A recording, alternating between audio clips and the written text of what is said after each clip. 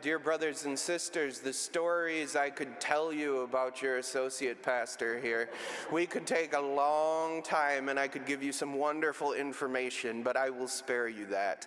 You have a wonderful, soul-filled, very artistic and gifted priest here, and for that we give thanks to God.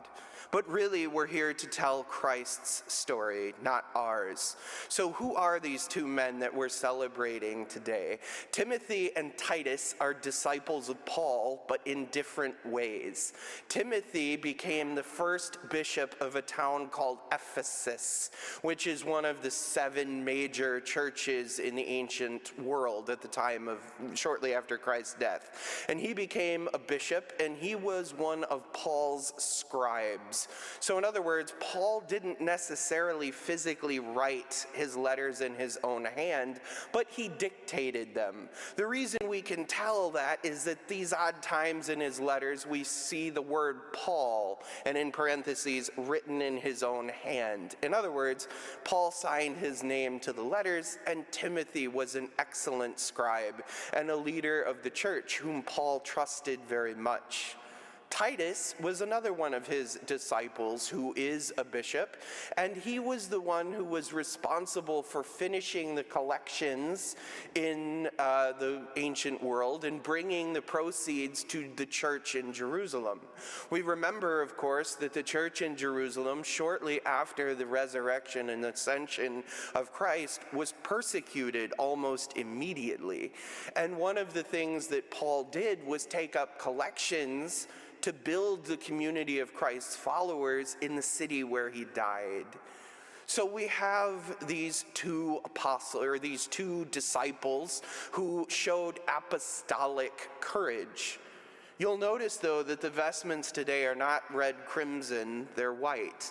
So in other words, they didn't die as martyrs. They didn't die by the sword. They died of natural deaths.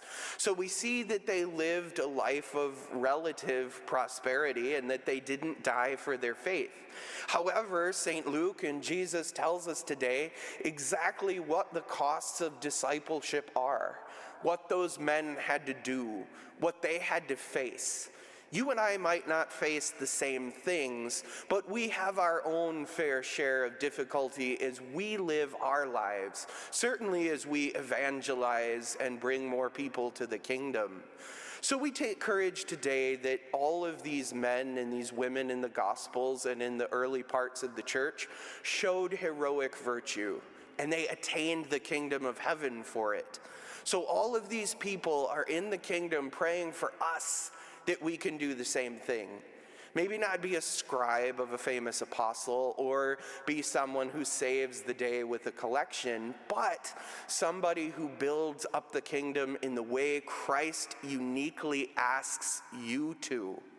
So we hear St. Paul and St. Timothy and St. Titus and Jesus tell us, the kingdom of God is at hand for you. Let's you and I do what they did in the way that Christ asks us. And let's build up the kingdom so that it can truly be at hand for everyone. Thank you for joining us today. Our digital ministry provides a valuable service to parishioners and visitors alike. Daily and Sunday Mass, funerals, weddings, and fireside chats, among other things, can be seen locally, throughout the country, and even the world, in real time or at one's convenience.